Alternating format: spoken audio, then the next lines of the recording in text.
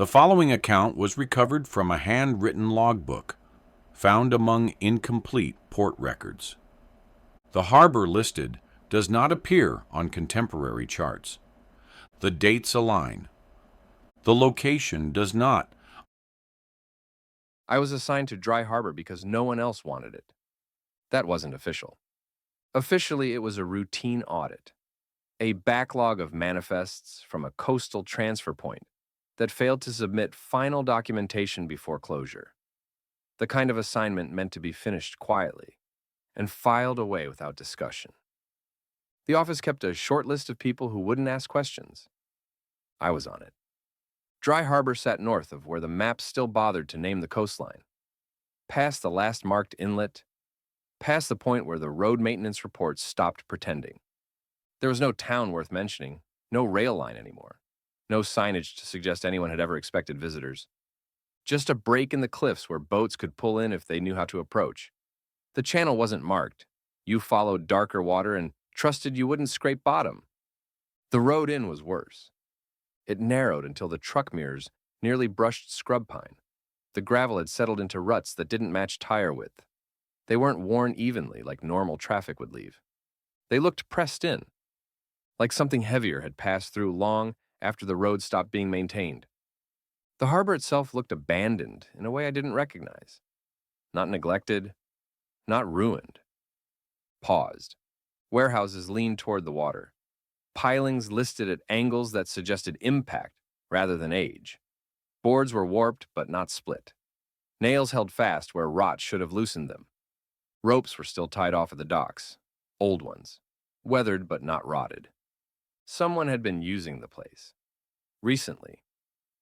I parked by the office shack, one room, tin roof, windows painted over from the inside, thick enough to block light completely.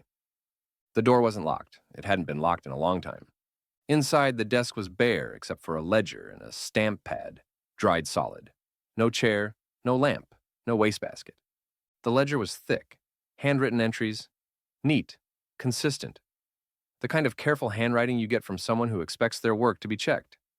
The dates ran 3 months past the harbor's official closure. That was the first problem.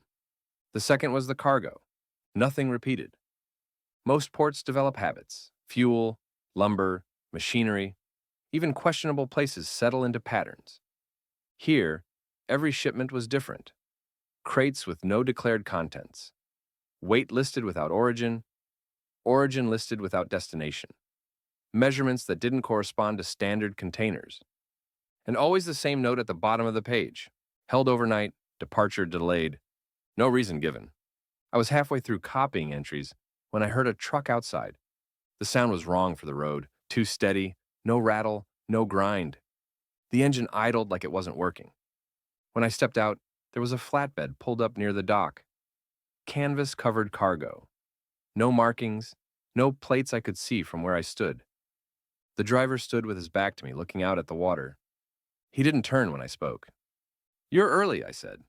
"So are you," he replied. That's when I noticed Arthur Marlowe standing at the edge of the pier. He wasn't looking at the truck or the office. He was watching the water the way people do when they're waiting for something that's already late. I'd seen Marlowe twice before. Once in a rail yard outside El Paso.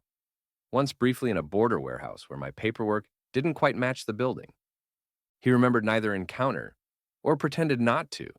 He acknowledged me with a nod, nothing more. The driver asked if the harbor was clear. Marlowe said it was. The driver asked if the tide would hold. Marlowe said it usually did. That was the entire conversation. They unloaded without opening a manifest. Crates moved from truck to dock to a boat that hadn't been there when I arrived. The boat sat low in the water, engine quiet, lights off despite the late afternoon. That's when I noticed there were no birds, no gulls, no cormorants, no sound overhead at all. The only noise came from the water against the pilings and the slow scrape of wood as the crates shifted. Marlowe told me to keep copying. So I did. About 20 minutes later, another vehicle arrived. Not a truck, a sedan. Older. Paint sun-bleached. Plates from a state that didn't border the coast. It stopped short of the dock, engine running. A man stepped out and stood there, unsure, like he'd expected someone to meet him. Marlowe walked over before I could say anything. They spoke quietly. I couldn't hear the words, but I watched the man's posture change. Shoulders lowering, weight shifting back toward the car. Marlowe pointed toward the road. The man hesitated, then left. No argument, no questions. When I asked what that was about, Marlowe said the delivery window had closed. I checked my watch. It hadn't. I went back inside. The ledger no longer matched what I was seeing. Weights were wrong. Crate counts didn't line up. One page listed the same crate twice, once as inbound and once as outbound, with no time between. Another entry listed a shipment arriving 2 days from now. The date was today. I double-checked the calendar, then the ledger again. I asked Marlowe if the harbor had been operating continuously. On paper, he said. Yes. Then no, he said. He told me to move the ledger closer to the door. I asked why. In case we need to leave it behind, he said. As the sun dropped lower, the water changed color. Not dark, flat, like it had stopped reflecting the sky. The air felt heavier, but nothing moved. No wind, no insects, no sound from beyond the harbor. The loading slowed, not because of trouble, but because each step seemed to take longer. Men paused without realizing it. Rope coiled more carefully than necessary. Movement stretched. At one point, a crate slipped. It should have hit the dock. Instead, it settled, as if the dock rose to meet it.